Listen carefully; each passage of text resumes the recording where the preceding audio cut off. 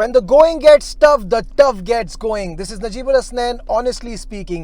Well done team Pakistan, क्या शानदार performance दिखाई है। 22 साल बाद हमने ऑस्ट्रेलिया में वनडे सीरीज में कामयाबी हासिल की है। 2002 में वकार यूनिस की क़यादत में हमने ये माइलस्टोन अचीव किया था और उसके बाद एक लंबी खामोशी, और हम जाते थे सिर्फ पार्टिसिपेशन के लिए, हार के वापस आ जाते थे। तो क्या बदला इस बार? इस बार बदला कप्तान। एक नया कप्तान आया, एक नए विजन के साथ आया।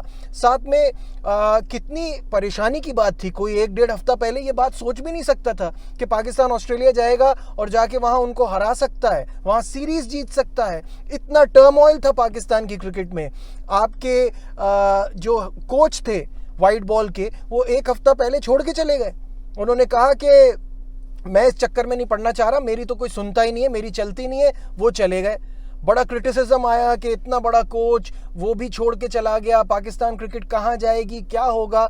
लेकिन मैं कहता हूँ अल्लाह जिसको इज्जत दे। जेसन गिलेस्पी के हिस्से ये सक्सेस आनी थी तो वो उनको मिल गई। टेम्परेरी उनको कोच बनाया आपने अपनी वाइट बॉल क्रिकेट के लिए, और आपने भिजवा दिया इनको रिजवान के साथ ऑस्ट्रेलिया। वहाँ जाके जो रिजवान की अप्रोच थी वो बड़ी शानदार रही। मुझे ऐसा लगता है कि पाकिस्तान जब भी किसी टीम पे प्रेशर बनाता था, हमारे लिए मशहूर है कि हम वहाँ ब्रीदिंग स्पेस दे देते हैं। रिजवान ने कहा कि हमें अगर ऑस्ट्रेलिया से खेलना है तो लड़कर खेलना पड़ेगा, उनको डोमिनेट करना पड़ेगा। वो मैं पहले भी कहता हूँ कि ऑस्ट्रेलिया सिर्फ एक टीम का नाम नहीं है, Australia is a mind set. वो दिमागी मार मारते हैं आपको। अगर आपने उनसे जीतना है तो अग्रेसिव क्रिकेट खेलनी होगी, और यही किया कि उनको कहीं भी सोचने का मौका नहीं दिया। आपके फास्ट बॉलर्स अच्छा कर रहे हैं तो बना के रखो, ये ओवर्स बाद के लिए बचा के करना क्या है।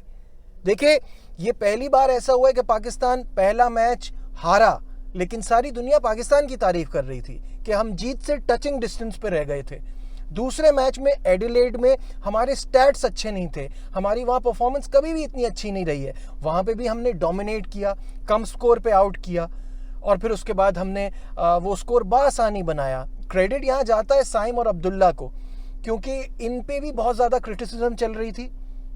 बार बार यही बात हो रही थी कि ये क्या कर पाएंगे, अभी फ़खर जमान नहीं है, इमामुल हक नहीं है, तो इनके ऊपर बहुत ज़्यादा प्रेशर था। इन्होंने बहुत अच्छा डिलीवर किया। एडिलेड में भी अच्छा खेला, आज भी अच्छा खेला, दोनों अनलकी रहे, उस पर बाद में आते हैं। लेकिन एडिलेड में तो बहुत शानदार परफॉर्मेंस रही। इतना पाकिस्तान क्रिकेट ने उन पे इन्वेस्ट किया था, ये उनका फ़र्ज़ था कि वो परफॉर्म करें, और उन्होंने बिल्कुल वैसे ही परफॉर्म भी किया। तो मुझे तो बहुत अच्छा लगा। और ये एक चीज़ सिखाती भी है कि सिलेक्शन में थोड़ा पेशेंस भी होना चाहिए। अगर आपने किसी लड़के को मौका दिया है तो एक अच्छा गो दें ताकि वो आपको डिलीवर करके दे सके। Saim has a lot of talent. जो हमें साइम से प्रॉब्लम थी वो ये थी कि ये अपने ये जो नो लुक वाले शॉट है ना, इसके चक्कर में अपनी अपॉर्चुनिटी को ना वेस्ट करें। पहले रन कर लें, बाद में करतब दिखाने को तो सारी ज़िंदगी पड़ी है। तो साइम ने होपफुली अब ये रियलाइज़ कर लिया होगा कि वो हर जगह हर तरह की क्रिकेट खेल सकते हैं, और ये जो उनकी परफॉर्मेंस है इससे उनको बहुत फ़ायदा मिलेगा। साथ साथ अब्दुल्ला ने भी दोनों मैचेस में बड़ा अच्छा साथ दिया। आज अनलकी रहे अब्दुल्ला, मॉरिस के हाथों कॉटन बोल्ड हो गए, साइम का निक लग गया, प्लेड ऑन हो गए, बोल्ड हो गए वो। तो ये दोनों थोड़े थोड़े अनलकी रहे। अदरवाइज परफॉर्मेंस दोनों की बहुत शानदार रही, पाकिस्तान टीम की बहुत शानदार रही। How can we not talk about our fast bowlers, Shaheen, Naseem, Haris. ये जो ब्रेक मिला है ना इनको, हारिस तो काफ़ी टाइम के बाद वापस आए हैं, और शाहीन और नसीम नीडेड अ ब्रेक। देखिए, आपको लग रहा है कि अपनी बॉलिंग अब रिचार्ज है, रिवाइटलाइज है, मज़ा आ रहा है देख के।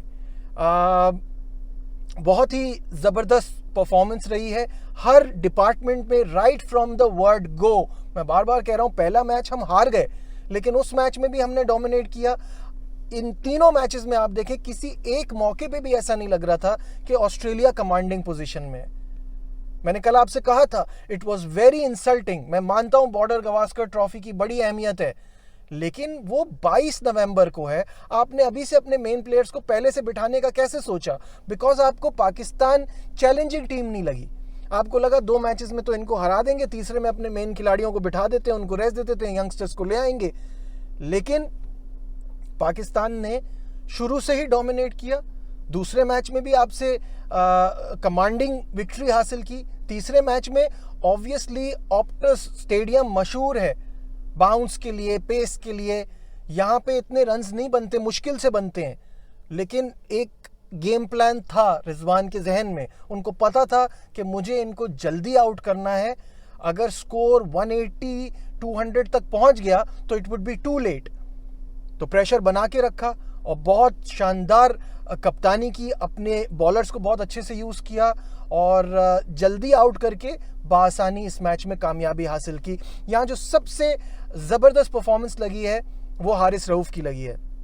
हारिस रऊफ़ पे हमेशा ये क्रिटिसिज्म होती है कि वो इतने रन दे देते हैं कि मैच से बाहर कर देते हैं, बट वो एक विकेट टेकर है और तेज़ पिचेस में वो कितना यूज़फुल है वो आज उन्होंने आपको बता दिया। इनफैक्ट इस पूरी सीरीज़ में बता दिया।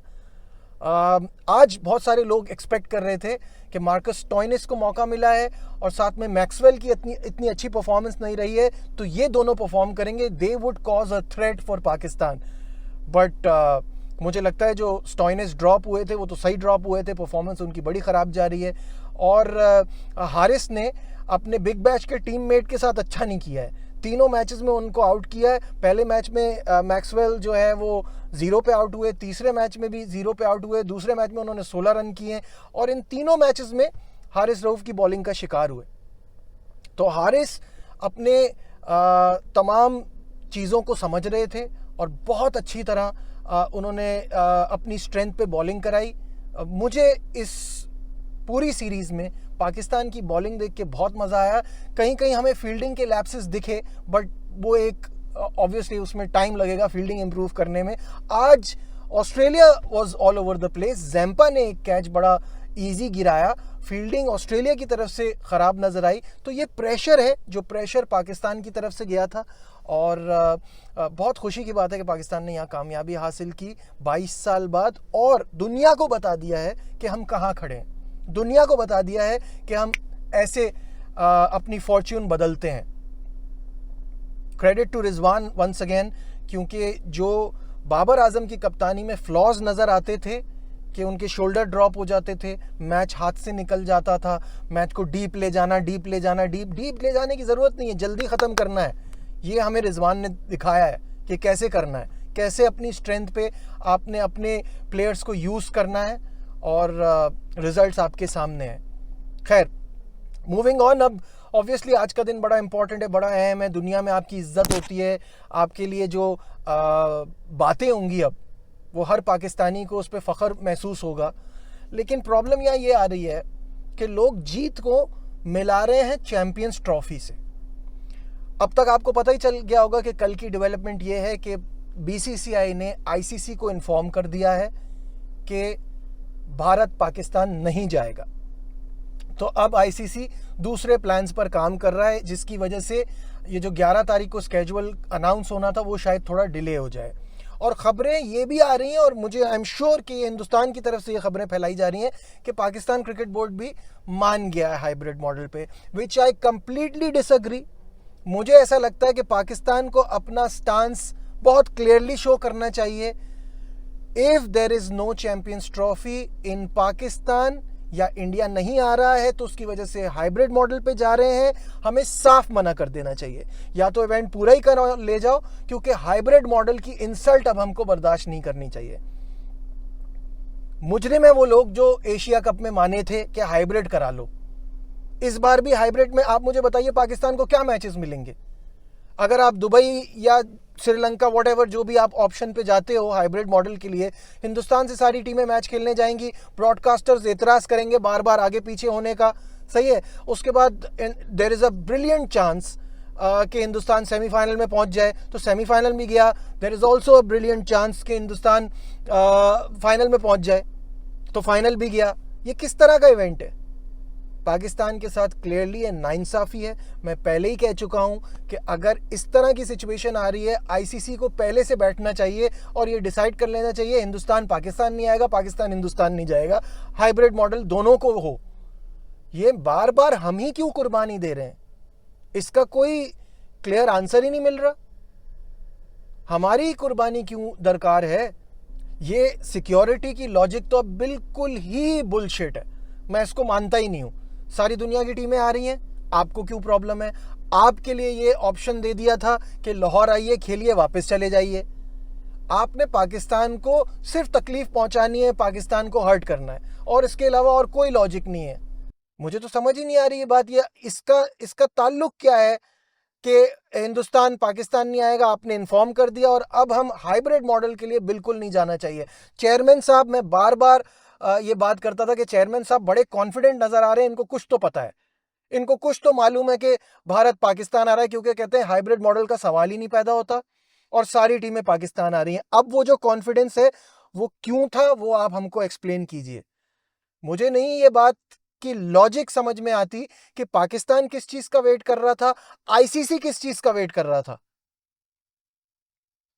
वक्त को धक्का दे रहे थे। कबूतर की तरह आंखें बंद करने से थोड़ी आपके मामला टल जाते हैं। सब्जेक्ट टू गवर्नमेंट अप्रूवल की लॉलीपॉप हम कई सालों से बर्दाश्त कर रहे हैं भाई। जब आपको पता है कि ये हो सकता है तो इसके लिए पहले से प्लानिंग करें। इसको इतना टाइम डिले क्यों करते हैं? What is the point? Pakistan को किसी सूरत में हाइब्रिड मॉडल नहीं मानना चाहिए। ये मेरा फाइनल से है इस पूरी सिचुएशन में। करना है कहीं बाहर करें। आपको किसी ना किसी वक्त तो अपना स्ट्रॉन्ग स्टैंड लेना पड़ेगा।